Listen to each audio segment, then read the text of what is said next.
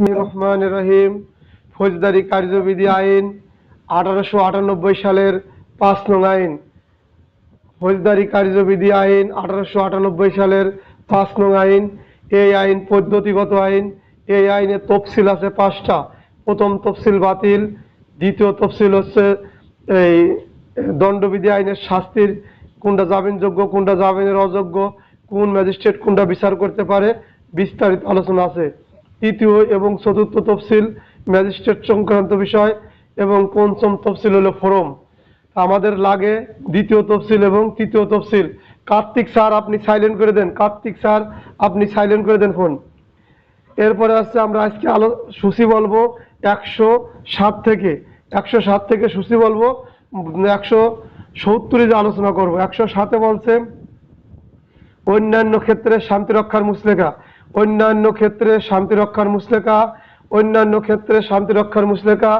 তারপরে আছে 108 রাষ্ট্রদ্রোহমূলক বিষয় প্রচারের ক্ষেত্রে সদাচরণের মুসলেখা, রাষ্ট্রদ্রোহ বিষয় সদাচরণের মুসলেখা, রাষ্ট্রদ্রোহ বিষয় সদাচরণের মুসলেখা।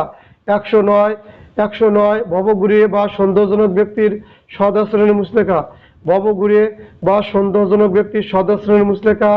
110 অভ্যাসগত অপরাধীর সদাচরণের মুসলেখা, অভ্যাসগত অপরাধীর সদাচরণের মুসলেখা। মুসলেখা দুই প্রকার, শান্তিরক্ষার মুসলেখা এবং সদাচরণের মুসলেখা। মুসলেখা দুই প্রকার। 107 ধারা আছে শান্তিরক্ষার মুসলেখা, 108, 109, 110 সদ আচরণের মুসলেখা। 112 দ্বারা এই আদেশ কিভাবে দেবে ম্যাজিস্ট্রেট, সেই আদেশ 107, 108, 109, 110-এর যে আদেশ দেবেন সেই সম্পর্কে 112 দ্বারা সে আদেশের কথা বলছেন। 118 দ্বারা মুসলেখা দেওয়ার আদেশ, 118 দ্বারা মুসলেখা দেওয়ার আদেশ। 124-এর খ মুসলেখার শর্ত লঙ্ঘন করলে, মুসলেখার শর্ত বাতিল হলে বিনা পরোয়ানায় গ্রেপ্তার। মুসলেখার শর্ত লঙ্ঘন হলে, মুসলেখার শর্ত বাতিল হলে বিনা পরোয়ানায় গ্রেপ্তার। অধ্যায় 9 বেআইনি সমাবেশ সংক্রান্ত, অধ্যায় 9 বেআইনি সমাবেশ সংক্রান্ত। 127 ম্যাজিস্ট্রেট ও পুলিশ অফিসারের আদেশে সমাবেশ ছত্রভঙ্গ হবে, ম্যাজিস্ট্রেট ও পুলিশ অফিসারের আদেশে সমাবেশ ছত্রভঙ্গ হবে। 128 ছত্র সমাবেশ করার জন্য বল প্রয়োগ, বেআইনি সমাবেশ ছত্রভঙ্গের জন্য বল প্রয়োগ, বেসামরিক শক্তি প্রয়োগ, বল প্রয়োগ। 128 129 সামরিক শক্তি প্রয়োগ, 129 সামরিক শক্তি প্রয়োগ, 129 সামরিক শক্তি প্রয়োগ। 130 সমাবেশ ছত্রভঙ্গ করিবার জন্য ম্যাজিস্ট্রেট কর্তৃক পুলিশ কমিশনার কর্তৃক আগত বাহিনীর দায়িত্ব কর্তব্য। সমাবেশ ছত্রভঙ্গ করার জন্য ম্যাজিস্ট্রেট কর্তৃক আগত বাহিনীর দায়িত্ব, অধিনায়কের দায়িত্ব কর্তব্য।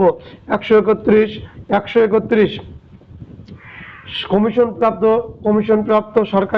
কমিশনপ্রাপ্ত সামরিক বাহিনীর অফিসারের দায়িত্ব কর্তব্য। সমাবেশ ছত্রভঙ্গ করার জন্য কমিশনপ্রাপ্ত অফিসারের দায়িত্ব কর্তব্য। 132 রক্ষা কবচ বা এই বেআইনি সমাবেশ ছত্রভঙ্গ করার জন্য ম্যাজিস্ট্রেট, পুলিশ অফিসার, সেনাবাহিনীর কমিশনপ্রাপ্ত অফিসার, পুলিশের অধীনস্থ এবং সেনাবাহিনীর অধীনস্থ এবং যারা সহযোগিতা করলো তাদের বিরুদ্ধে মামলা করতে গেলে আদায়সে সরকারের অনুমতি ব্যতীত মামলা করা যাবে না। 144 উপদ্রব বা বিপজ্জনক এলাকায় 144 জারি করা হয়। উপদ্রব বিপজ্জনক এলাকায় তাৎক্ষণিক বলবৎ আদেশ 144 দ্বারা। 149 দ্বারা হচ্ছে আমলযোগ্য অপরাধের 149 আমলযোগ্য অপরাধ প্রতিরোধ। 149 আমলযোগ্য অপরাধ প্রতিরোধ, আমলযোগ্য অপরাধ পুলিশ প্রতিরোধ করবেন। 150 আমলযোগ্য অপরাধের ষড়যন্ত্র সংবাদ ঊর্ধ্বতন কর্মকর্তাকে অবহিত করানো। আমলযোগ্য অপরাধের প্রতিরোধের জন্য ঊর্ধ্বতন কর্মকর্তাকে অবহিতকরণ। 151 এই আমলযোগ্য অপরাধ যদি কেউ করে বা করার সম্ভাবনা থাকে, করে না, আমলযোগ্য অপরাধ করার সম্ভাবনা আছে, এরকম ব্যক্তিকে বিনা পরোয়ানায় গ্রেপ্তার, এরকম ব্যক্তিকে বিনা পরোয়ানায় গ্রেপ্তার। 162 সরকারি সম্পত্তির ক্ষতির হাত থেকে রক্ষার জন্য প্রতিরোধমূলক ব্যবস্থা। আমাদের বেশিরভাগ ডিউটি প্রতিরোধমূলক। সরকারি সম্পত্তি ক্ষতিসাধনের প্রতিরোধমূলক ব্যবস্থা 153 ওজন এবং পরিমাপ সম্পর্কিত ওজন এবং পরিমাপ যন্ত্রপাতি সঠিক না হলে থানার ভারপ্রাপ্ত কর্মকর্তা বিনা তল্লাশি পরোয়ানায় তল্লাশি কার্যক্রম করাবেন। এখন আসেন পঞ্চম ভাগ অধ্যায় 14 154 দ্বারা আমলযোগ্য মামলার খবর, সংবাদ, মামলা, এজাহার জেনারেল ডায়েরিতে নথিভুক্ত করা হয়। আমলযোগ্য অপরাধের যে আপনারা 54 দ্বারা বহির্ভূত পান, এর বইয়ের প্রথম 5টা লাইন মূল বইয়ের ভাষা, মূল বই লেখা, পরবর্তী যা দেখেন ওটা ভাষ্য। আপনারা যে অনেকেই ভাষ্য সম্পর্কে ধারণা আছে কিনা জানি না। এই যে ভাষ্য দেখলেন, ভাষ্য আলাদা বই থাকে, এই বইগুলোতে ব্যাপক আকারে পড়া যায়। এবং যারা ভাষ্য পড়ে আমার প্রশ্নের উত্তর করছেন, যখন প্রত্যেকটা ধারাতে এরকম ভাষ্য পড়বেন আপনি অনেক ব্যাপক জানতে পারবেন। ঠিক আছে, এই ভাষ্য যারা পড়ে তাদের কোনো এমসিকিউ ভুল হয় না, মানে ফেল করার সুযোগই নাই, 40-এর নিচে আসেই না, 38, 40, 45 এরকম থাকে। আর আপনারা 154 আছে থানার মূল কার্যক্রম। থানার মূল কার্যক্রম 154 আমলযোগ্য মামলার খবর, সংবাদ, মামলা, এজাহার এবং যখন জেনারেল ডায়েরিতে নথিভুক্ত করা হয়। 153 হচ্ছে 155 আমলের অযোগ্য মামলার সংবাদ, আমলের অযোগ্য মামলার খবর, আমলের অযোগ্য মামলার যে জিডি করা হয় সেই জিডি এবং এই জিডি কিভাবে তদন্ত হবে তার বিস্তারিত আলোচনা। 156 আমলযোগ্য মামলার তদন্ত, 156 আমলযোগ্য মামলার তদন্ত। 160 পুলিশ অফিসার সাক্ষী তলব করিবার ক্ষমতা, 160 পুলিশ অফিসার সাক্ষী তলব করার ক্ষমতা। এছাড়াও 100 ফৌজদারি কার্যবিধির 94, ফৌজদারি কার্যবিধির 94 দলিল বা বস্তু উপস্থাপন করার জন্য। 103 আজকের প্রশ্ন ছিল 103 সাক্ষীকে যখন পুলিশ অফিসার তলব করবে তল্লাশির সময়। 160 অপরাধের সম্পর্কে যিনি অবগত বা ঘটনার সম্পর্কে যিনি জানেন এমন ব্যক্তিকে পুলিশ অফিসার তলব করে। 175 সুরতাল করার জন্য ওই দুজন সাক্ষীকে তলব করে। আজকের এই প্রশ্নটা আপনাদের জন্য এরকম ছিল 4টে ধারা থেকে। এখন আসেন 160 পুলিশ অফিসার সাক্ষী তলব করিবার ক্ষমতা।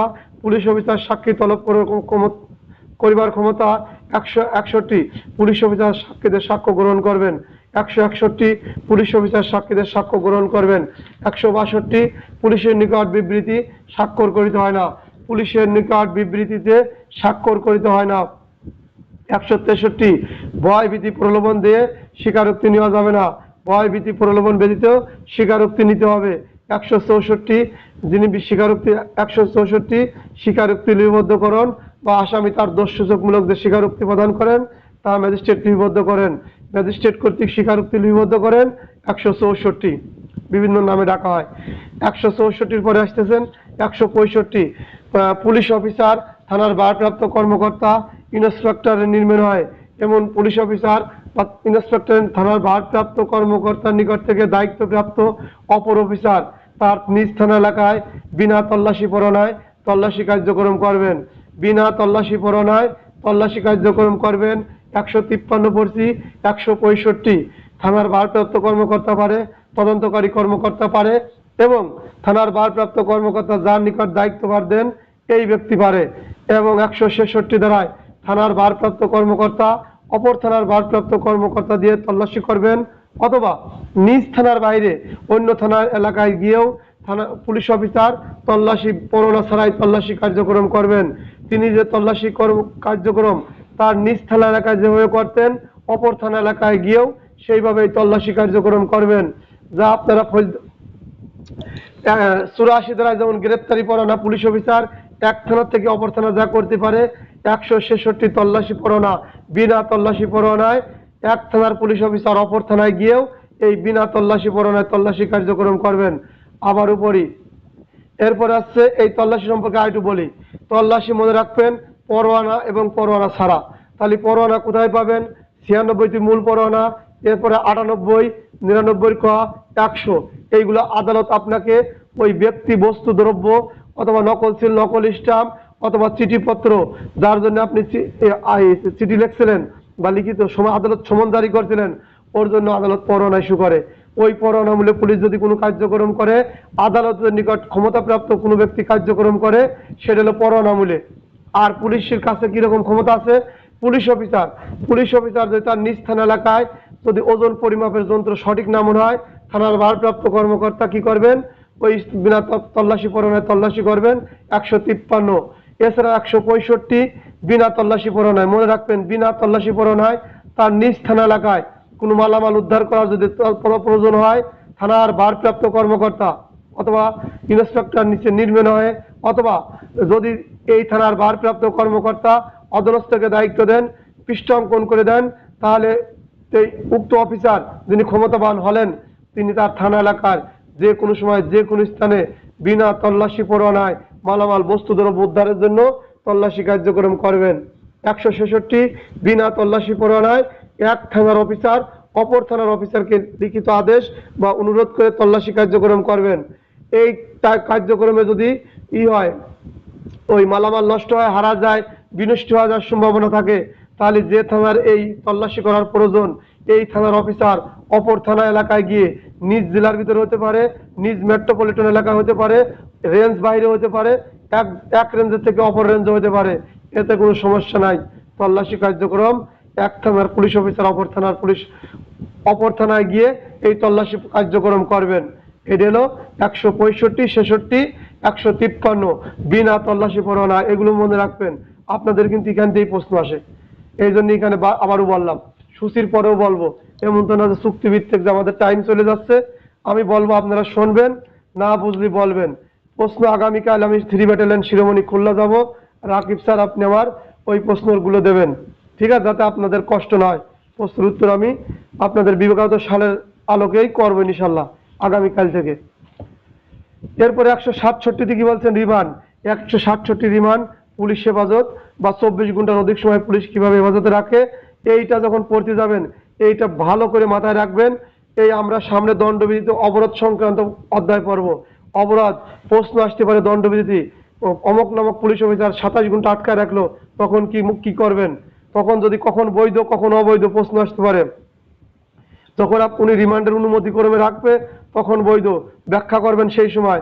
আর রিমান্ড ব্যতীত যদি রাখে তাহলে 400, 342, 343 দণ্ডবিধি আইন, 344 ধারায় শাস্তির বিধান আছে, ওই সময় বলবো। তাহলে 167 কখন বৈধ কখন অবৈধ এই ব্যাখ্যাগুলো যখন আসে ওইখানে দণ্ডবিধির পড়ার সময় খেয়াল রাখবেন। এইটা হলো পুলিশ হেফাজত। আর একটা কথা মনে পড়ে বলি, আপনাদের কাছে আমি প্রশ্ন করছি, আপনাদের কাছে করছি, পুলিশ ধরেন এই পুলিশ রিমান্ড কি বা পুলিশ হেফাজত কি, তারপরে এখানে পুলিশ কি কি কারণে হেফাজতে রাখে বা কি কি কারণে পুলিশের কাছে হেফাজতে দেওয়া হয়, পুলিশের রিমান্ডে দেওয়া হয়, এই যে প্রশ্ন, এই যখন কি বা সংজ্ঞা টিকা চাওয়া হয় তখন এইগুলো আপনারা আড়াআড়ি লিখবেন। আর যখন বলা হয় কি কি কারণে রিমান্ড চাওয়া হয়েছে, পরবর্তী ধাপে আসছে একই প্রশ্নের, তখন বুঝবেন এটা শর্ট করে লিখতে বলছি, ঠিক আছে। অথবা এক্সামিনার স্যাররা যে প্রশ্ন করছে আপনার ওই ধারাবাহিক কলামে লিখবেন। কথার সৌন্দর্য স্যারা ধরেন, আয়টা বলি পড়ার বাইরে না, এটাও পড়ার সামনে পাবো। যখন কলহ বা মারামারি, একটা সংজ্ঞা আছে আমাদের দণ্ডবিধি বেআইনি সমাবেশের অধ্যায়ের শেষ ধারাটা, কলহ বা মারামারি 159, 160 তার শাস্তি। এখন হলো কলহ মারামারি কাকে বলে, এই সংজ্ঞাটা আপনি পারেন আমি জানি। যদি বলা হয় এর উপাদানগুলো কি কি, তারপরে কি কি করলে কলহ বা মারামারি হয়, এর বৈশিষ্ট্যগুলো কি কি, তখন ওই সংজ্ঞাগুলোই লিখবেন। কলহ মারামারি যদি কাকে বলে, মারামারি কাকে বলে, সংজ্ঞা বা টিকা আসলি আমরা কিভাবে লিখি, 2 বা ততোধিক ব্যক্তি প্রকাশ্য স্থানে গণশান্তি নষ্ট করে এরকম কার্যকলাপকেই কলহ মারামারি বলে। সংজ্ঞাটা হয়ে গেল, সংজ্ঞা টিকা সম্পূর্ণ। এখন যদি বলে মারামারির উপাদানগুলো কি কি, মারামারির বৈশিষ্ট্যগুলো কি কি, আপনারা আমি বারবারই আপনাদের বলি সংজ্ঞাটি মুখস্থ করবেন না, বুঝবেন, বুঝে ওর উপাদান এর বৈশিষ্ট্য এর কি লেগামেন্ট আছে এগুলো খেয়াল করবেন, দেখবেন আপনার জন্য মুখস্থ করা লাগবে না। আপনাদের দেখে লেখা পেন্সিল দিয়ে টুকায় রাখবেন, পয়েন্ট আউট করে রাখবেন স্বচ্ছ করে, যাতে স্যাররা পরবর্তী আপনার ওই বই সরায় না নিতে পারে। তাহলে আপনার এই দাগ দেওয়াকেই আপনার মাথায় সেভ করবে। আমি এই প্রশ্ন করলে আমার এক কলিগ লিখছিল মারামারির উপাদানগুলো হচ্ছে লাঠি, বাঁশ, কোদাল, তারপরে তার যেগুলো মনে হয়েছে উপকরণ ওইগুলো লেখছে, কিন্তু মারামারিকে ওইগুলো না।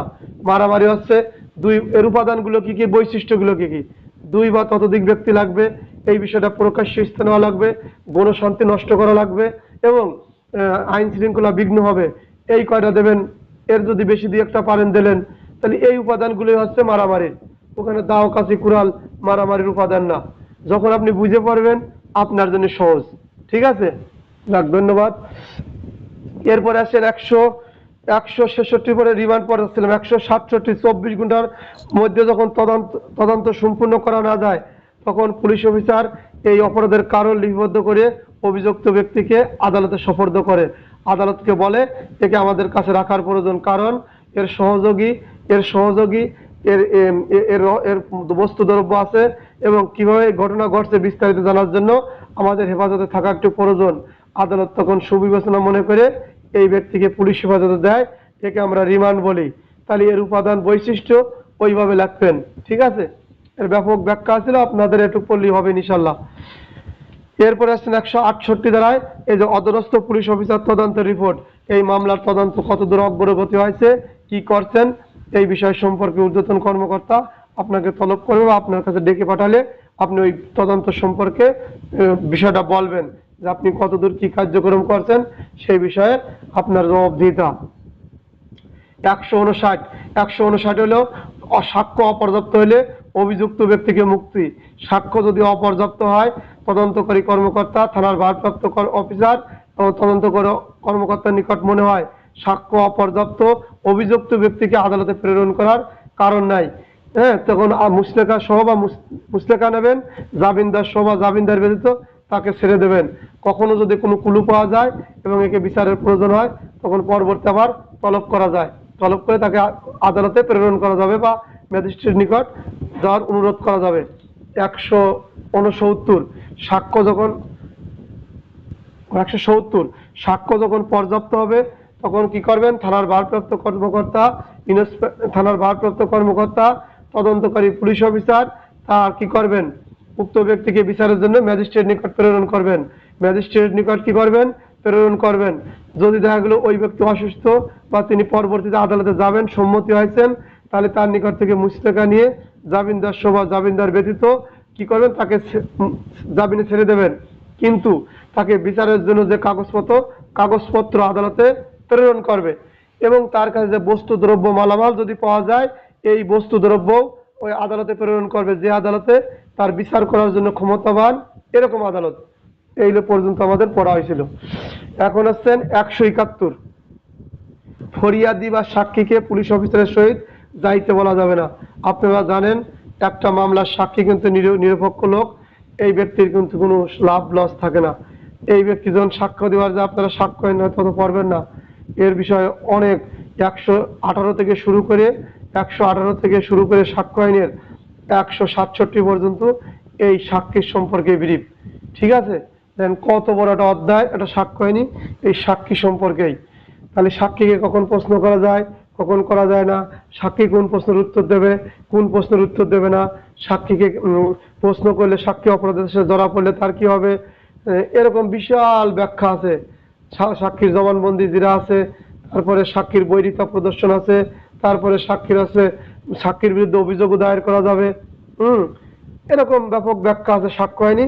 আর এখন আপনাদের সাথে আলোচনা করব ফরিয়াদি মানে মামলার বাদী বা সাক্ষী। এই ব্যক্তিকে পুলিশ অফিসারের সাথে বলা যাবে না। আপনারা পূর্বে দূরে ধারা পড়ছেন 159, 169 এবং 70 ব্যাপক ব্যাখ্যা ছিল, সংক্ষেপে বলা হয়েছে। ওই লাইনটা একটু ছুটি আছে। ওইখানে কি বলছে, যদি যাকে আপনি স্বাক্ষর করতে বলছেন মামলার মুচলেকা সম্পাদন, মামলার বাদী হয়েছে, উক্ত ব্যক্তি যদি না যেতে চায়, তখন এই ফরিয়াদি বা সাক্ষীকে কিভাবে পুলিশ অফিসার নিয়ে যাবে, আবার কখন নিয়ে যাবে না, সেই বিষয় সম্পর্কে আলোচনা। এখন আসেন, প্রথম কথা হচ্ছে 171 ধারায় ফরিয়াদি এবং সাক্ষীগণকে পুলিশ অফিসারের সহিত যাইতে বলা যাবে না। পরিষ্কার কথা, পুলিশের সাথে কোনো সাক্ষী বা কোনো মামলার ফরিয়াদি একে সঙ্গে নিয়ে যাওয়া যাবে না। বলাও যাবে না যে আমি কোর্টে যাচ্ছি, আপনি চলেন, এটা আপনার আমার বলার এখতিয়ার নেই, এটা নিষেধ আছে। তাহলে কিভাবে কি করবেন আসেন। আবার বিনা পরোয়ানায় গ্রেপ্তার এর ভিতরই করা যায়, কথার কারণে, বর্ণের কারণে। এখন আসেন, ফরিয়াদি বা সাক্ষীর উপরে বিধিনিষেধ আরোপ করা যাইবে না, মানে তাকে বিধিনিষেধ অবাধ্য ফরিয়াদি বা সাক্ষীকে আটক করে চালান দেওয়া যাবে। তাহলে অবাধ্য ফরিয়াদি বা সাক্ষীকে আটক করে চালান দেওয়া যাবে। এত সময় তাকে সঙ্গে নেওয়া যায় নাই, এবং একই শিরোনামের সাথে কি বলছে, অবাধ্য ফরিয়াদি বা সাক্ষীকে আটক করিয়া চালান দেওয়া যাবে। এখন ভিতরে আসেন, ভিতরে পড়ার পরে বাংলা ব্যাখ্যা করবেন। ফরিয়াদি বা সাক্ষীকে ম্যাজিস্ট্রেট আদালতে যাইবার পথে পুলিশ অফিসারের সহিত যাইতে বলা যাইবে না, অথবা অনাবশ্যক বাধা সৃষ্টি করা যাবে না। ওকে আপনি বলবেন যে আপনি আমার সাথে চলেন, পূর্ব পরিচিত, সাক্ষী দিতে যাচ্ছেন, আমুক কোর্টে যাচ্ছি, এই কথা আপনার বলার দরকার নেই, বলা যাবে না। এবং কি তাকে বাধাও দেওয়া যাবে না, তাকে কোনো প্রকার বাধা বিঘ্নও করা যাবে না, সে নির্বিঘ্নে যাবে। হ্যাঁ, এবং তাকে কোনো প্রকার অসুবিধায় ফেলা যাবে না বা অসুবিধা সৃষ্টি করা যাবে না। আপনার সাথে যদি যায়, পুলিশের সাথে যদি কোনো সাক্ষী যায়, অপর কোনো ব্যক্তি দেখলে মনে করে দেখ ওর সাথে যাচ্ছে, তাহলে ওই ব্যক্তি কিন্তু অসুবিধায় পড়তে পারে, সাক্ষীরা অসুবিধায় পড়তে পারে। এহেন কার্যক্রম পুলিশ করবে না বলে নিষেধাজ্ঞা জারি আছে। তাহলে আপনি সাথে নিয়ে যাতে কথা বলতে পারেন না, আবার ওকে বাধাও সৃষ্টি করতে পারেন না, এবং এমন কিছু করবেন না যে সে লোক অসুবিধায় পড়ে, সাক্ষী অসুবিধায় পড়ে। এবং তার মুসলেকা ব্যতীত হাজির হওয়ার জন্য কোনো জামানত দাবি করা যাবে না। এই সাক্ষী যে আদালতে হাজির হবে, আপনারা জানেন সাক্ষী আদালতে উপস্থাপন করার জন্য পুলিশ কিন্তু দায়ী থাকে।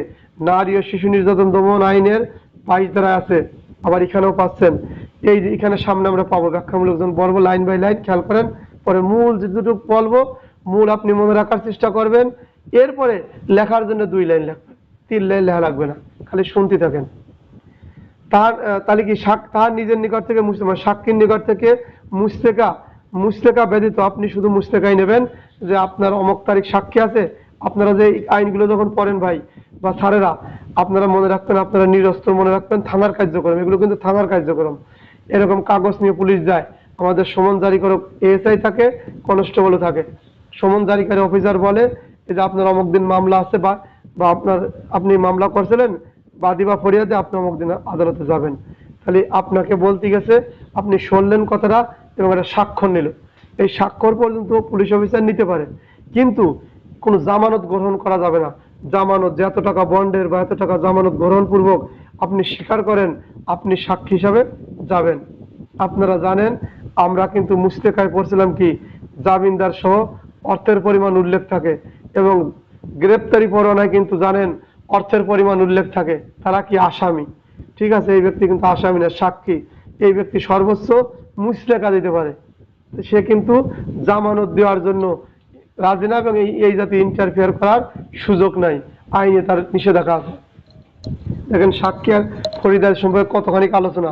তবে শর্ত থাকে যে এই ফৌজদারি কার্যবিধি আইনের 170 ধারায় কোনো বাদী বা কোনো ফরিয়াদি মানে বাদী বা সাক্ষীকে হাজির হইতে মুসলেকা থেকে যদি অস্বীকার করে, আপনি ওই বাসায় গেছেন যে আপনি যাবেন, আপনার সাক্ষী আছে, কিন্তু উনি ওই যাবে না বলে এমন ভাব করতেছে, যাতেও পারে নাও পারে, আপনারা ডিনাই করে, বা আপনার ওইটা স্বাক্ষর করতেছে না, ওই কাগজটা বুঝে নিবার চাচ্ছে না, তিনি সাক্ষী হিসেবে যাতে রাজি হচ্ছে না, এইরকম যখন দ্বিধাদ্বন্দ্বের মধ্যে আছে, বা আপনার মনে হচ্ছে আসলে এই লোকটা যাবে না, যাওয়ার কোনো সম্ভাবনা নেই, কিরা এই ফরিয়াদি বা সাক্ষী।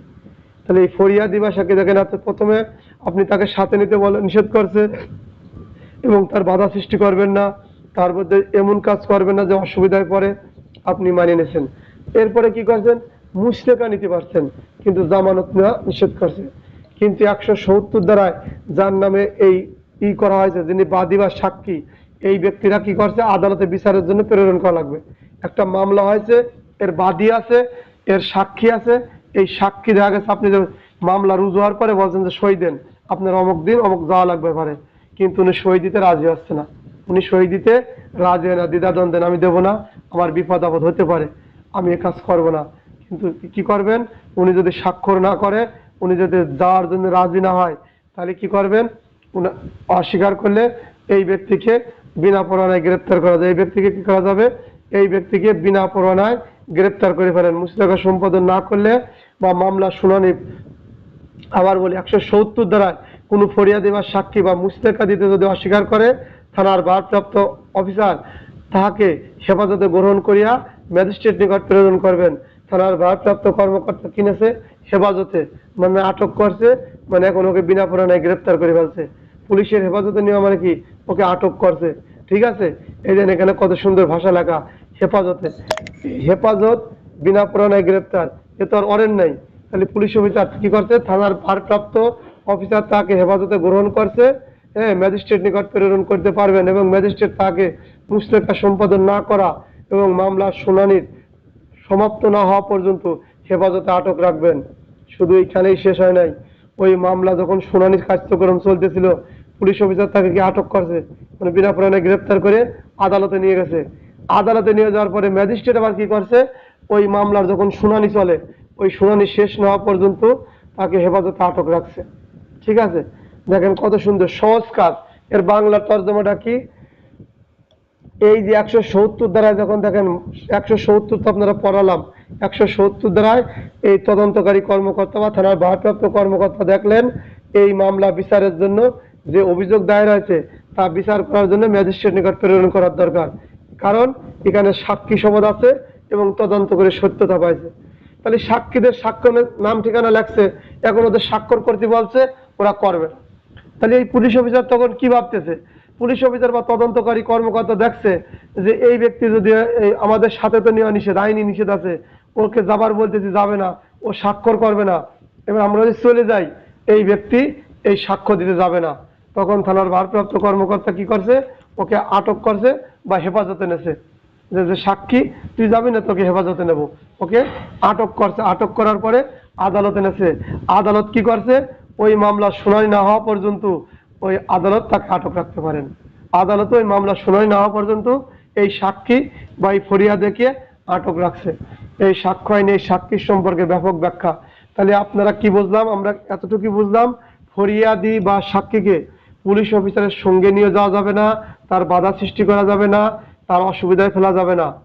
কিন্তু এই সাক্ষী যদি পুলিশ অফিসারের কাছে মনে হয় যে ইনি এই আদালতে সাক্ষ্য দিতে যাবে না, এই স্বাক্ষর তিনি করতে রাজি হচ্ছেন না, তখন পুলিশ অফিসার তাকে হেফাজতে নেবেন বা বিনা পরোয়ানায় গ্রেপ্তার করবেন। ঠিক আছে, করার পরে কি করবেন, আদালতে নিয়ে যাবেন।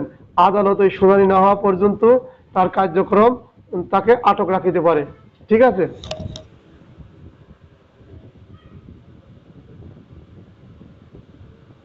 এখন আসেন এই যে 2 নম্বরে কি বলছে দেখেন, উপধারা 1-এ যাহাই কিছু থাকুক না কেন, উপধারা 1-এ যাহাই কিছু থাকুক না কেন, মামলার শুনানিকালে ফরিয়াদি বা সাক্ষী যাহাতে আদালতে হাজির থাকে তা সুনিশ্চিত বন্দোবস্ত করিবার দায়িত্ব পুলিশ অফিসারের উপর বর্তাবে। তাহলে এই আসামি ফরিয়াদি বা সাক্ষী আদালতে হাজির থাকার জন্য দায়ভার কার, পুলিশের। কিন্তু এই সাক্ষীকে আপনি নেওয়ার সময় প্রথমে কি, ওকে আপনি সঙ্গে নিতে পারবেন না, দেখুন সেন্সিটিভ জিনিস, সঙ্গে নেওয়া যাবে না, বাধা সৃষ্টি করা যাবে না এবং সে যেন অসুবিধায় না পড়ে। 3 নম্বরে কি দেখলেন, এই পুলিশ অফিসার যখন এই ব্যক্তি এই স্বাক্ষর না করে বা যাবে না বলে সম্মতি প্রদান করে, তখন থানার ভারপ্রাপ্ত কর্মকর্তা বা থানার ভারপ্রাপ্ত অফিসার তাকে আটক করে প্রেরণ করবেন কোথায়, ম্যাজিস্ট্রেটের নিকট। আর এই আসামিকে এই সাক্ষীকে আদালতে প্রেরণ করা বা উপস্থাপন করার দায়ভার কার, পুলিশ অফিসারের নিকট। নারী ও শিশু নির্যাতন দমন আইনেও এইভাবে ব্যাখ্যা করছে। ঠিক আছে, এখন আসেন 172 দ্বারা। এই দ্বারা কিন্তু আপনাদের প্রশ্ন আসে নাই, এবার আসতে পারে আপনাদের, কিন্তু এখান থেকেই প্রশ্ন আসে। এই দ্বারা সম্পর্কে আমি আপনাদের ব্রিফ করবো। এখন 172 দ্বারা কি জানেন, তদন্তের বিবরণ সম্বলিত ডায়েরি, একে বলা হয় সংক্ষেপে সিডি। এই সিডি সম্পর্কে আমার ধারণা ছিল, ওই যে আগে ক্যাসেট বাজতো না, ওই ছবি দেখতো, ওই সিডি। কারণ আমি যে যেমন বোঝে তার সেরকম ধারণা, আমি ওইটাই মনে করতাম। 24 সালে এই সম্পর্কে ব্যাপক ধারণা আল্লাহ পাক নেওয়ার তৌফিক দিয়েছে। এখন আপনাদের বলবো, এই সিডি এর নাম হলো কি, তদন্তের বিবরণ সম্বলিত diary, case diary, police diary, পুলিশের তদন্ত সম্বলিত ডায়েরি, অনেকগুলো নামে একে অভিহিত করে, তন্নিতমা বর্ণিলতার মতো। এই কেস ডায়েরি সম্পর্কে যদি আসে, কেস ডায়েরি কে কে দেখতে পারে, কেস ডায়েরি কি জাতীয় দলিল, সাক্ষ্য আইন, এই কেস ডায়েরির ডকেট দিয়ে কিন্তু সাক্ষ্যও দেওয়া হয়। তাহলে এই সিডি, এই যে কেস ডায়েরি, পুলিশের তদন্ত সম্বলিত ডায়েরি, পুলিশ ডায়েরি, পুলিশের তদন্ত রিপোর্ট, বিভিন্ন নামে একে অভিহিত করা হয়। আপনারা এই কথাগুলো রেকর্ডিং শুনে লিখে নেবেন, লিখে নিয়ে পড়বেন যে এই সিডি সম্পর্কে এত ব্যাপক ব্যাখ্যা। এইটা আছে পিআরবির 68 ধারায়, পিআরবির 68, এছাড়া আছে পিআরবির 263, 264 ধারায়। এছাড়াও 444 অথবা 42 পিআরবি বইটা আমার কলিগ নিয়ে গেছে, যার কারণে আমি এইটা কম যাক। এই পিআরবির 4 আছে, তাহলে এই পিআরবির কার কার কাছে কে কে দেখতে পারে, এই কেস ডায়েরির কে কে দেখতে পারে, তদন্তের ডায়েরি, তদন্ত কখন শুরু হয় কখন শেষ হয়, ব্যাপক ব্যাখ্যা বা আলোচনা আছে। আমি যখন পিআরবি পড়াবো টোটাল সম্পূর্ণ করব, এই কেস ডায়েরিদের থেকে আপনাদের 5-7টা প্রশ্ন বোঝাবো, এইটা কিন্তু ছাড়িয়ে দেবেন না। আপনারা কিন্তু আগের এবি পরীক্ষা না, এখন কেন্দ্রে পরীক্ষা। যদি তদন্তর রিপোর্ট, এই কেস ডায়েরি কাকে বলে, কেস ডায়েরি কে কে দেখতে পারে, কোথাও খুঁজে পাবেন না, ওটা পিআরবিতে আছে। কেস ডায়েরিতে কি কি বিষয় লিপিবদ্ধ থাকে, কেস ডায়েরি কোথার থেকে লেখা শুরু করতে হয়, এটাও পিআরবিতে আছে। ঠিক আছে, এর সাথে ধারাগুলো কত, 68, 263, 264 পিআরবি, এ কথাগুলো এখানেও আছে। এই যে আপনারা অলরেডি বই পড়েন, আমি দেখছি অনেকে আমার কাছে স্যারেরা বলছেন এই ভাষ্য পড়বেন, এই ভাষ্যের ভিতর দেখবেন এই 172 দ্বারার এখানে 10-12টা লাইন আছে, 10-12টা লাইনের পরে এই ভাষ্য দেখেন মনে হয় 4-5 পাতায় আছে। এই 4-5 পাতাতেই সুন্দর করে ওই পিআরবির কথাগুলো উল্লেখ করা আছে। এই যে এটা আছে 264, 263, 68, আমি এখান থেকে আপনাদের ব্রিফ করি, আপনারা শোনেন। তাহলে কেস ডায়েরি কখন লেখা হয়, কোন কোন মামলায় কেস ডায়েরি লেখা হয় না, খেয়াল করেন, মাইন্ড করেন না, একটু নেন, নিলে আপনার কল্যাণ। আর গতবার কালকের থেকে আমি যখন আপনাদের এই প্রশ্ন আমার হাতে আসবে, ওই প্রশ্নের আলোকে আপনাদের বোঝানোর চেষ্টা করবেন ইনশাল্লাহ। এখন আসেন কেস ডায়েরি কোন কোন মামলায় লেখা হয়, কোন কোন মামলায় লেখা হয় না। যে মামলায় 24 ঘন্টা অতিক্রম করে ওই মামলায় কেস ডায়েরি রুজু করা হয়। কেস ডায়েরি, সিডি, পুলিশের ডায়েরি, তদন্ত সম্মিলিত ডায়েরি। তাহলে 24 ঘন্টার পূর্বে যদি কোনো মামলা শেষ হয়ে যায়, সেই ক্ষেত্রে এই কেস ডায়েরি লেখার প্রয়োজন হয় না। কখন শেষ হয় খেয়াল করেন, এই যে অপমৃত্যু মামলা আছে না, অপমৃত্যু মামলা হয় ওই যে বিষ খাওয়া পানিতে পড়ে তারপরে গলায় ফাঁস নিয়ে মারা যায়, যখন তাদের আত্মীয় স্বজন বলে ঠিক আছে আমরা এই বিষয়ে কোনো অভিযোগ নাই, মুস্তেকা দেয়, মামলা মোকদ্দমা করবো না, সেই সময় কি ওই মামলা 24 ঘন্টার পূর্বেই তদন্ত কার্যক্রম শেষ হয়ে যায়, তখন আর এই কেস ডায়েরি সিডি খোলা লাগে না। যখন এই কোনো মামলার 24 ঘন্টা অতিক্রম হয়ে যাবে তদন্ত কার্যক্রম, তখন এই কেস ডায়েরি সিডি লিপিবদ্ধ করতে হয়। এই কেস ডায়েরি সিডি কে করবে, কখন শুরু হবে, তদন্তকারী পুলিশ অফিসার তার প্রতিদিন এক ডায়েরিতে তার তদন্তের অগ্রগতি লিপিবদ্ধ করবেন। তাহলে এই ডায়েরিটা কিরা লেখে, তদন্তকারী কর্মকর্তা, তদন্তকারী পুলিশ অফিসার প্রতিদিন ডায়েরিতে তার তদন্তের অগ্রগতি লিপিবদ্ধ করে থাকেন। কখন এই তদন্তকারী কর্মকর্তা কখন তাহার নিকট এই খবর পৌঁছাইছে, তদন্তকারীর নিকট কখন এই খবর পৌঁছাইছে, সেই বিষয়টা এখানে লেখা থাকে।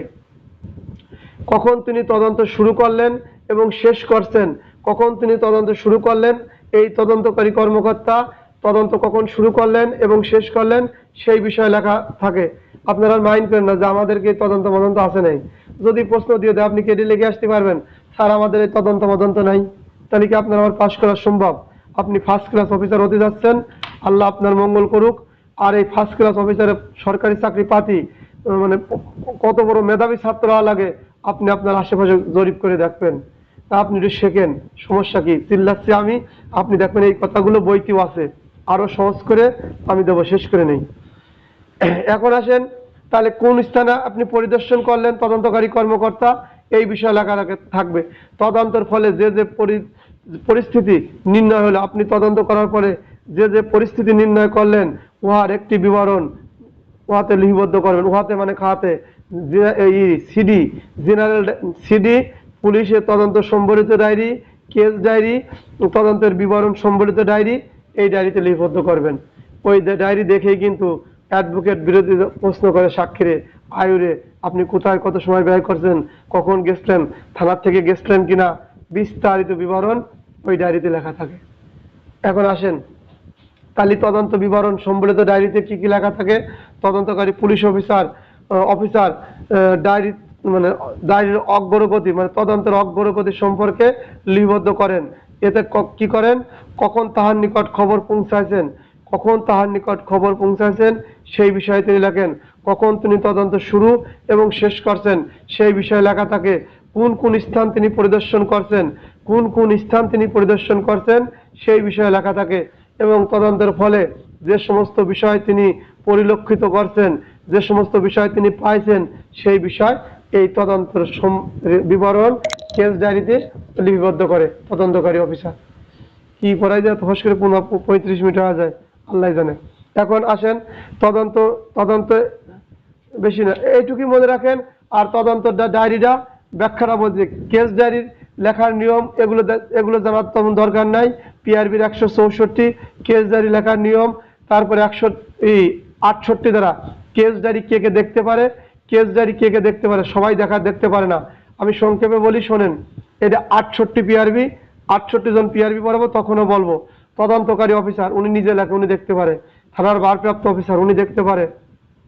ভারপ্রাপ্ত অফিসারের উচ্চ পদের যে কোনো পুলিশ অফিসার, ভারপ্রাপ্ত অফিসারের উচ্চ পদের যে কোনো পুলিশ অফিসার এই তদন্ত অফিসে দেখতে পারে।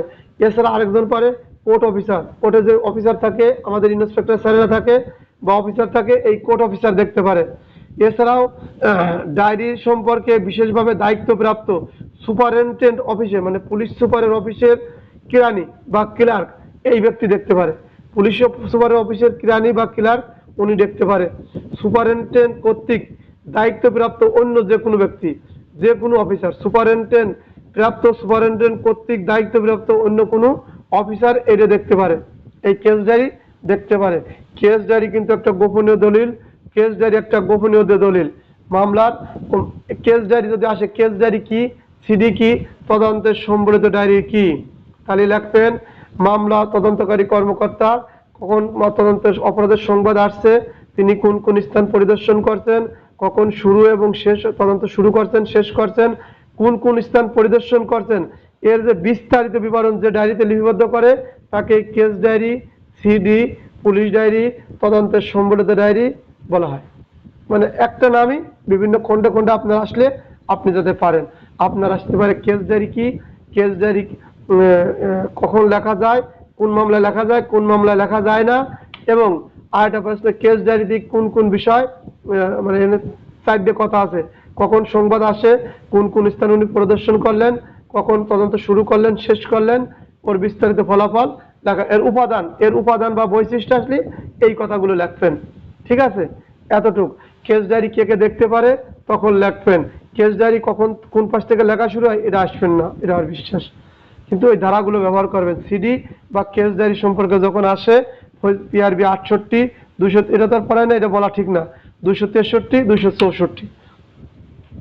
এরপর আসেন পুলিশ রিপোর্টের, পুলিশ অফিসারের রিপোর্ট 173 দ্বারা, 173 দ্বারা গত দুইবার আপনাদের প্রশ্ন আছে পুলিশ অফিসারের রিপোর্ট বা পুলিশ রিপোর্ট।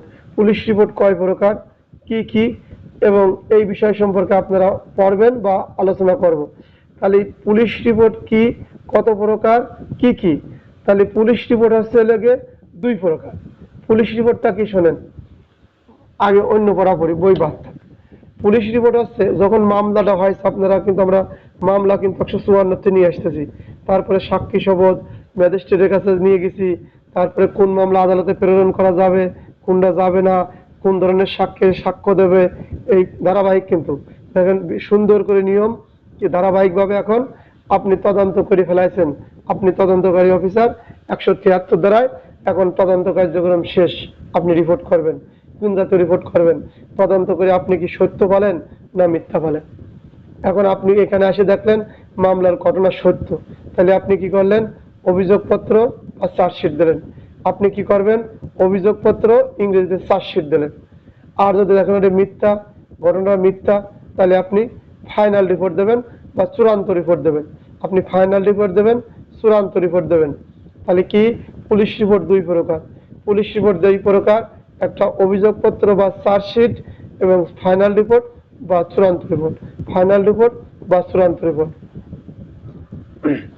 তাহলে এই ফাইনাল রিপোর্ট এবং চূড়ান্ত রিপোর্ট, ফাইনাল রিপোর্ট এবং চূড়ান্ত রিপোর্ট, ফাইনাল রিপোর্ট আবার 5 প্রকার।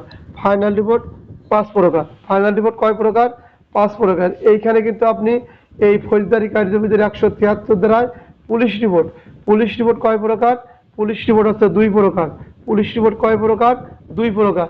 এই পুলিশ রিপোর্ট কেন দেয়, এই চার্জশিট কেন দেবে এবং ফাইনাল রিপোর্ট কেন দেবে? প্রশ্ন আসলো। আপনারা তো আছেন চূড়ান্ত রিপোর্ট কয় প্রকার, আপনি 5 প্রকার লেখলেন। তারপরে আসলো চূড়ান্ত ফাইনাল রিপোর্ট কেন দেবেন?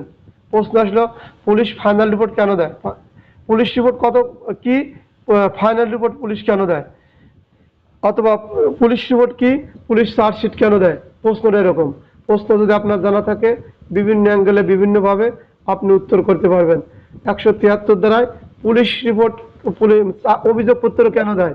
অভিযোগপত্র কেন দেয় লিখবেন, তদন্তকারী কর্মকর্তা তদন্ত করে যদি ঘটনার সত্যতা পায়, ঘটনার সত্যতা পায়, তাহলে এই তদন্তকারী কর্মকর্তা কি রিপোর্ট দেয়?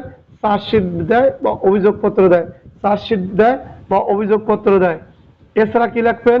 এছাড়া ফাইনাল রিপোর্ট বা চূড়ান্ত রিপোর্ট কেন দেয়?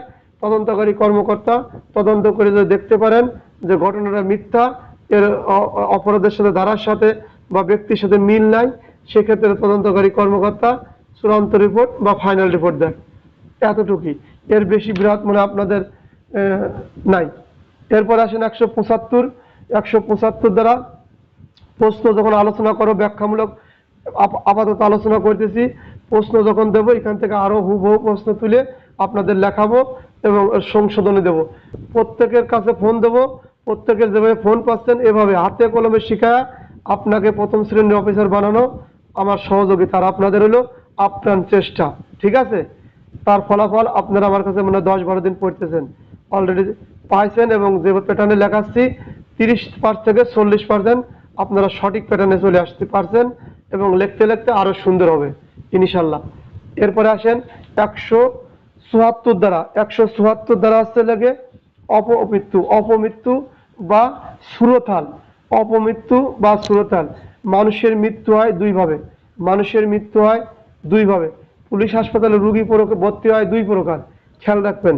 রুগীর অবস্থান হয় পুলিশ হাসপাতালে, সরকারি হাসপাতালে রুগী 2 প্রকার। কিরকম? একটা সাধারণ রোগী, একটা পুলিশ কেসের রোগী। একটা সাধারণ রোগী হয়, এটা পরের অংশ আপনার বোঝার স্বার্থে। দেখবেন পুলিশ হাসপাতালে যখন হাসপাতালে যখন ভর্তি হয়, ওইখানে যদি কোনো ব্যক্তি ইনজুরি, স্বাভাবিক রোগের বাইরে আঘাত, পুরা, কাটা, গাছ থেকে পড়া, স্বেচ্ছায় আঘাত খাওয়া, এই ধরনের কোনো কিছু ঘটনা ঘটা নিয়ে আসে, তাহলে ওইটা পুলিশ কেস হয়ে যায়। ওখানে কি লাগে? পুলিশ কেস, ওরা একটা সিল মেরে দেয়। আর অন্যান্য যত রোগী আসুক, তাহলে রোগী হলো 2 প্রকার, একটা হলো পুলিশ সাধারণ রোগী আর একটা হলো পুলিশ কেস। ঠিক আছে? স্বাভাবিক রোগ বালাই যাতে যত বড় রোগী হোক ওটা একরকম, আর একটা হলো পুলিশ কেস। এই পুলিশ কেসে পুলিশ অফিসার আত্মহত্যা, যদি কোনো ব্যক্তি আত্মহত্যা করে, কোনো ব্যক্তি যদি আত্মহত্যা করে, অপর কোনো ব্যক্তি, প্রাণী কর্তৃক বা কোনো যন্ত্র দ্বারা মৃত্যুবরণ ঘটে, এছাড়াও এমন কোনোভাবে কোনো লোক মারা গেছে, মারা যাওয়ার কারণে এই মৃত্যুর কারণ কোনো ব্যক্তির উপস্থিতি কামনা করা হয়। এই যে ক নামক ব্যক্তি মারা গেছে, মারাটা স্বাভাবিক প্রকৃতির নিয়মেই গেছে, কিন্তু না, এখানে পুলিশ অফিসার দেখছে কোনো এক ব্যক্তির উপস্থিতি লক্ষ্য করা যায়। কারণ কি জানেন? আপনারা জানেন যখন দণ্ডবিধি আইনের খুন সম্পর্কে আলোচনা করব, খুন কিন্তু হয় 4 ভাবে, অপরাধজনক নরহত্যা হয় 5 ভাবে। খুনের একটা কথা আছে, সাধারণ আঘাতেও কিন্তু খুন হয়। এই অন্য দিক যায় আবার, এটা আপনি খেয়াল করেন, সব আপনাদের জন্যই। সব আমি অল্প পড়াও বলতে পারতাম, কিন্তু আপনাদের বোঝানোর জন্য, আপনাদের পাস করানো এবং ভালো কিছু করার জন্য আমার এই আয়োজন। যা 1 ঘন্টা যাক, কেউ মাইন্ড করবেন না। কারণ আমন খাই নাই, আমরাও পড়তেছি, আপনিও পড়তেছেন, লাগিয়ে থাকবেন নাইট করে ডিউটি ক্লাস নিতে। কি হয়েছে? মানুষ শরীরের নাম মহাশয়, সবাই তো ট্রেনিং করে আইছেন, আর আপনারা অফিসার, উস্তাদ বা পূর্ণাঙ্গ স্যার হবেন, ধৈর্য ধরে লাগে থাকেন। খালি আঘাত, এই আঘাতের যে 4 প্রকার কারণে খুন হয়, এর ভিতরে একটা কারণ আছে সাধারণ আঘাত। সাধারণ আঘাতে মারা যায় কিভাবে? এই আঘাতের কারণে ওই ব্যক্তি জানে আমি এমন একটা আঘাত করছি, আঘাতটা সাধারণ, কিন্তু আঘাতের কারণে কালে কালে 2 বছর, 5 বছর, 10 বছর পরে হোক ও মারা যাবে, কিন্তু মানুষ মনে করবে যে প্রকৃতির নিয়মেই মারা গেছে। কি কারণে? প্রকৃতির নিয়মেই সে মারা গেছে। তাই এই যে পুলিশ অফিসার 174-এর গ, যে ব্যক্তি মারা গেছে ওর যুক্তিসঙ্গ সন্দেহ আছে, পুলিশ অফিসারের নিকট সন্দেহ হয় বা এলাকার লোকজনের নিকট সন্দেহ হয়, অথবা বলে গেছিল যে আমার এই যে আঘাত করছিল, এই চুল কাটতে 10-20 বছর, এর যন্ত্রণায় মারা গেলাম বা মারা যেতে পারি। এই যে আপনি সাধারণ কারণে কোন লোকের উপস্থিতি তখন ওই ব্যক্তির এই পরীক্ষা নিরীক্ষা এই শ্রোতাল করা হবে। আসেন শ্রোতাল সম্পর্কে আরো জানি। পুলিশ আত্মহত্যা প্রভৃতি সম্পর্কে অনুসন্ধান করিবে এবং রিপোর্ট করিবে। তাহলে পুলিশ যখন কোনো ব্যক্তি মারা যাবে, যদি স্বাভাবিক মারা যায় সমস্যা নাই, যদি যদি তাহার মৃত্যু এরকম হয়, 1 নাম্বার যদি আত্মহত্যা করে মারা যায় তাহলে তার কি করা লাগবে, ওই শ্রোতাল করা লাগবে। পুলিশ তখন কি করবে, অনুসন্ধান করবে, ওর উপর রিপোর্ট করবে। তাহলে কিভাবে আত্মহত্যা করছে, আত্মহত্যা সে যেভাবে করে করুক। এরপরে কি, অপর কোনো ব্যক্তি, যদি কোনো ব্যক্তি মারা যায় অপর কোনো ব্যক্তির দ্বারা, কোনো প্রাণী কর্তৃক, তাহলে একজন ব্যক্তি আরেকজন ব্যক্তির দ্বারা মারা গেল, তার ওই শ্রোতাল করা লাগবে। কোনো প্রাণী কর্তৃক, কোনো যন্ত্র, যন্ত্র হচ্ছে লেগে যেমন কলকারখানার যে যন্ত্রপাতি, কোনো দুর্ঘটনার ফলে গাড়ি ঘোড়ায় যদি কোনো নিহত হয় বা মারা যায়, তাহলে কি করে পুলিশ অফিসার, কি করে পোস্টমর্টম করে, পোস্টমর্টম শ্রোতাল করে। 3 নম্বর বলছে এইরূপ পরিস্থিতি মারা গিয়েছে, খেয়াল করেন, এইরূপ পরিস্থিতিতে মারা গিয়েছে যার পরে যুক্তিসঙ্গতভাবে সন্দেহ হইতে পারে যে অপর কোনো ব্যক্তি কোনো অপরাধ করিয়াছে, অপর কোনো ব্যক্তি কোনো অপরাধ করছে যার কারণে সে লোক মারা গেছে। এরকম যখন সন্দেহ হবে, পুলিশ অফিসার তার মাথার থেকে শুরু করে পা পর্যন্ত তার দেহের বিস্তারিত বিবরণ তুলে ধরে যে প্রতিবেদন তৈরি করবে ওটাকেই বলা হয় সুরতাল রিপোর্ট। সুরতাল রিপোর্ট, ঠিক আছে। এই সুরতাল রিপোর্ট, এর নিচে আরো বহুত ব্যাখ্যা আছে, সংক্ষেপে বলি। এই সুরতাল কখন করা যাবে, কখন করা যাবে না।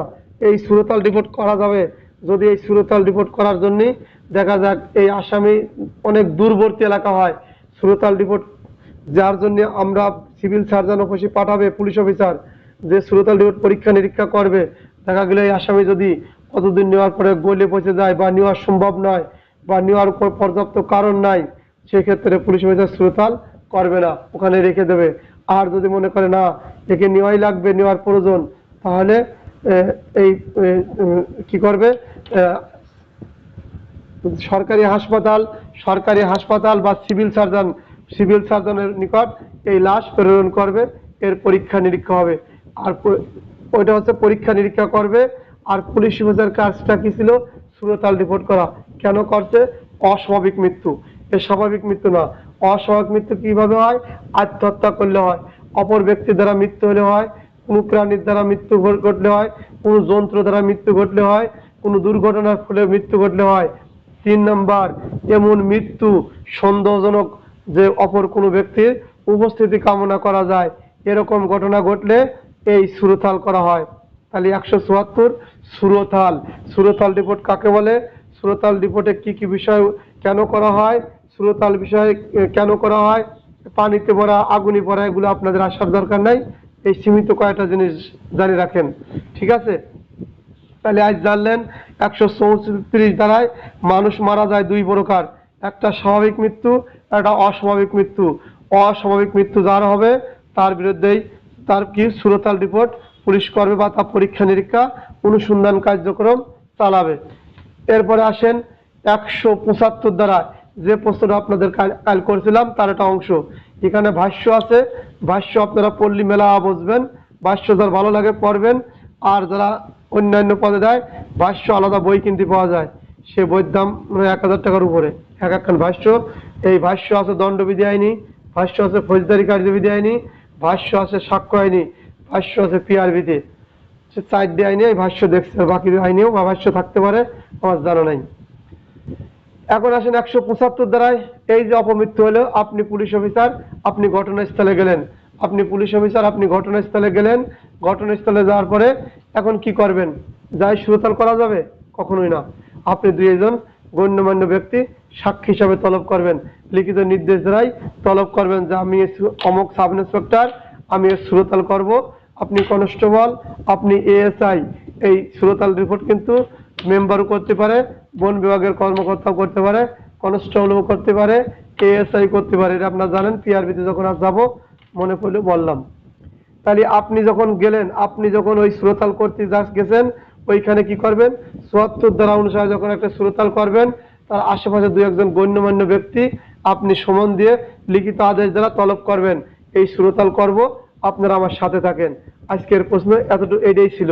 75 দ্বারা কি লিখবেন, যে পুলিশ অফিসার যখন সুরতাল করবেন বা ওই পোস্টমর্টম ওই অস্বাভাবিক মৃত্যু ব্যক্তির জন্য দুইজন দুজন সাক্ষী লিখিত আদেশ দ্বারা তলব করবেন। ঠিক আছে, 175। এবার আসেন 176, ম্যাজিস্ট্রেট কর্তৃক মৃত্যুর কারণ সম্পর্কে ইনকোয়ারি। ম্যাজিস্ট্রেট কর্তৃক মৃত্যুর কারণ সম্পর্কে ইনকোয়ারি, এর দুটো পার্ট। প্রথম পার্ট আমাদের পুলিশ নিয়ে, দ্বিতীয় পার্ট হলো লাশ কবর থেকে তোলা। তাহলে কি, পুলিশ কর্তৃক ম্যাজিস্ট্রেট কর্তৃক মৃত্যুর কারণ সম্পর্কে অনুসন্ধান, ইনকোয়ারি বা অনুসন্ধান, ম্যাজিস্ট্রেট তদন্ত করে না। কোনো পুলিশ অফিসারের হেফাজতে, এই যে পুলিশ অফিসারের হেফাজতে থাকাকালে যদি কোনো ব্যক্তি মারা যায়, তাহলে তার সুরতাল করার জন্য ক্ষমতাবান কিনা? ম্যাজিস্ট্রেট। এই ম্যাজিস্ট্রেট কিনা? নির্বাহী ম্যাজিস্ট্রেট। তাহলে পুলিশের হেফাজতে 176 দ্বারা ম্যাজিস্ট্রেট কর্তৃক মৃত্যুর কারণ অনুসন্ধান করা। ম্যাজিস্ট্রেট কর্তৃক মৃত্যুর কারণ অনুসন্ধান। পুলিশ হেফাজতে, বাংলা, পুলিশ হেফাজতে যদি কোনো ব্যক্তি মারা যায়, পুলিশ হেফাজত ছাড়াও কিনা আইনি সংশোধন আছে, নিরাপত্তা রক্ষীর হেফাজতে, র্যাবের হেফাজতে মারা গেল, বন বিভাগের হেফাজতে মারা গেল, রেল রক্ষীর হেফাজতে মারা গেল, আনসারের হেফাজতে মারা গেল, সামরিক বাহিনীর হেফাজতে মারা গেছেন, তাহলে কি হবে? এর সুরতাল করবে কিনা? এর সুরতাল ম্যাজিস্ট্রেট কি করবে? এর সুরতাল রিপোর্ট করবে। এটা মানে সংশোধনে আসছে, এরকম সংশোধনী গেজেট থাকলে বলতে পারতে পারো। তাহলে পুলিশের হেফাজতে এখানে লেখা আছে, যদি আসামি মারা যায় বা কোনো ব্যক্তি মারা যায়, তাহলে তার সুরতাল করবে কিনা? ম্যাজিস্ট্রেট করবে। এইটুকুই। 76-2 কি পড়বেন? 76-2 পড়বেন, এই লাশ কবর হইতে উত্তোলন। কবর হইতে কখন লাশ উত্তোলন করবে, কেন উত্তোলন করবে?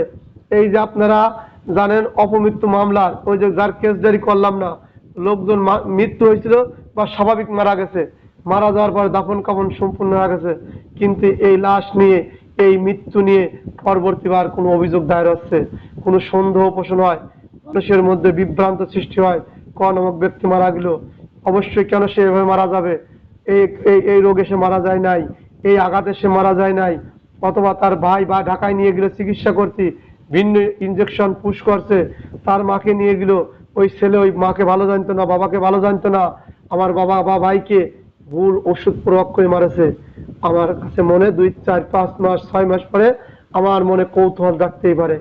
আমি যখন এরকম সন্দেহ পোষণ করব, আমার নিকট যখন এরকম, তখন এই ম্যাজিস্ট্রেট কি করে? কবর থেকে লাশ উত্তোলন করে, এইরকম যদি কোনো অভিযোগ হয়, তখন এই ম্যাজিস্ট্রেট কবর থেকে লাশ উত্তোলন করে তার পরীক্ষা নিরীক্ষা করে। এমনি এমনি কবর থেকে লাশ তোলে না, এমনি এমনি লাশ কবর থেকে তোলে না। তারপরে 176-2 কি আছে, আসেন রিডিং করি। যে লাশ ইতিমধ্যে কবরস্থ করা হয়েছে, উক্ত ম্যাজিস্ট্রেট যদি মৃত্যুর কারণ আবিষ্কার করার জন্য তা পরীক্ষা করিয়া দেখা প্রয়োজন বলিয়া মনে করেন, তাহলে তিনি লাশটি কবর হইতে তুলাইতে বা পরীক্ষা করিতে পারেন। এর সম্পূর্ণ ম্যাজিস্ট্রেট। তারপরে আমি যে কথাগুলো বললাম, এই কার্যক্রমের কারণ যখন আপনারা সন্দেহ পোষণ করতেছেন, অভিযোগ দায়ের করা হয়েছে, এই ম্যাজিস্ট্রেট তখন মনে করে কি আসলে এই লাশ পরীক্ষা নিরীক্ষা করার প্রয়োজন। কারণ রিজাউল যে বলছে ওর ভাই ভালো মানুষ ছিল, ঢাকায় যাওয়ার পরে অমুক লোকের সাথে বন্ধুত্ব, এরকম ভাবে সে মারা গেছে, ভালো বন্ধু ছিল, আমার ভাই বলছে জীবনেও তো ও মারি ফেলতে পারে না, এই যে আমার কাছে বলে গেছে, কিন্তু ওর বাসায় যাই ঘটছে, সন্দেহ হয়েছে। আমি যখন অভিযোগ করছি, আমরা যখন এর বিষয়ে সন্দেহ পোষণ করছি, তখন ম্যাজিস্ট্রেটকে অবহিত করছি, লিখিত অভিযোগ দিছি। ওই যে পড়লাম না, নালিশ, ম্যাজিস্ট্রেট নিকট নালিশ করছি মৌখিক বা লিখিত ভাবে, জ্ঞাত বা অজ্ঞাত ব্যক্তির নামে। এই তখন এই ম্যাজিস্ট্রেট কি বলছে, মৃত্যু ওই লাস্টের কি বলছে, ম্যাজিস্ট্রেট যদি মৃত্যুর কারণ আবিষ্কার করার জন্য তা পরীক্ষা করিয়া দেখা প্রয়োজন বলে মনে করেন, ম্যাজিস্ট্রেটের কাছে যুক্তিযুক্ত মনে হয়, তখন তিনি লাশ কবর থেকে তুলতে পারেন। আসসালামু আলাইকুম।